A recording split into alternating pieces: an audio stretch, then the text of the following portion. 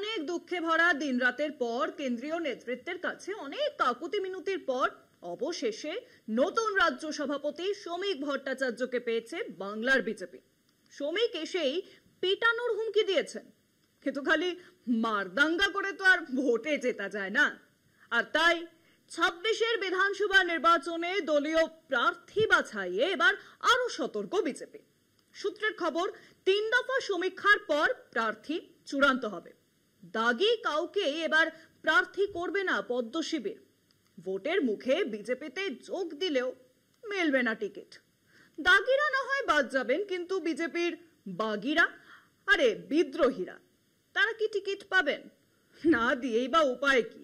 লোকজন বলে তো কিছু নেই।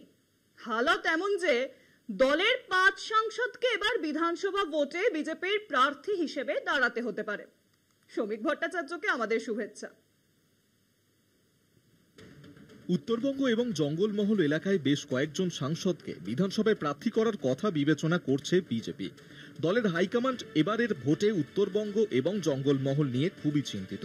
এই দু ক্ষেত্রেই দলীয় সংগঠন অত্যন্ত মজবুত ছিল। উত্তরবঙ্গ ও জঙ্গলমহলই গত বিধানসভা ভোটে দলকে ক্ষমতায় আনার স্বপ্ন দেখিয়েছিল। লোকসভা ভোটেও প্রধানত উত্তরবঙ্গের উপর ভরসা করেই রাজ্যে ঘুরে দাঁড়াতে চেয়েছিল বিজেপি। এখন সেসব অতীত। সেই সংগঠনই অভ্যন্তরীণ কলহে দীর্ণ। গেরুয়া শিবিরের মাথা ব্যথার অন্যতম কারণ হয়ে উঠেছে।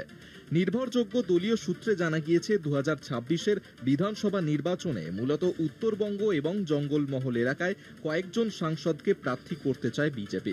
2021-এর বিধানসভা নির্বাচনেও কয়েকজন সাংসদকে প্রার্থী করে গেরুয়া শিবির। তবে এবার এলাকাভিত্তিক প্রার্থী বাছাইয়ের কৌশলে জোর দিচ্ছে।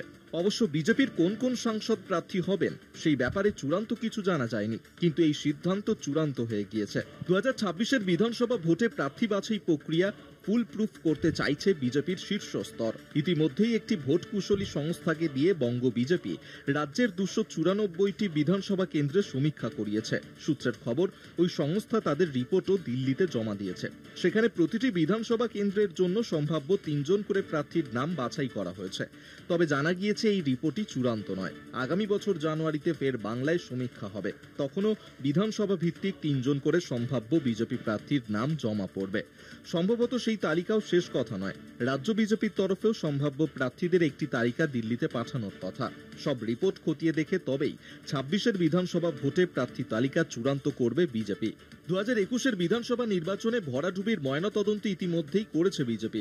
হারের পিছনে অনেকগুলি কারণকে চিহ্নিত করা হয়েছে, যার মধ্যে সর্বাধিক গুরুত্বপূর্ণ হিসেবে চিহ্নিত করা হয়েছে প্রার্থী নির্বাচনকে। দলের একাংশের মতে 21-এ প্রার্থী নির্বাচন শুধুমাত্র যোগ্যতার নিরিখে হয়নি। যদি সেরকম হতো তাহলে ফলাফল অন্যরকম হতে পারত। এবার তাই বিজেপি প্রার্থী বাছাইয়ের ক্ষেত্রে বাড়তি সতর্কতা নিয়েছে। জানা গিয়েছে এলাকায় দাগি হিসেবে পরিচিত এমন কাউকেই এবার প্রার্থী করা হবে না। দলীয় স্তরে এমন সিদ্ধান্ত চূড়ান্ত হয়েছে। পাশাপাশি ভোটের মুখে অন্য দল থেকে কেউ বিজেপিতে যোগ দিলে তাঁদেরও এবার টিকিট পাওয়ার সম্ভাবনা নেই বললেই চলে। কলকাতা টিভি।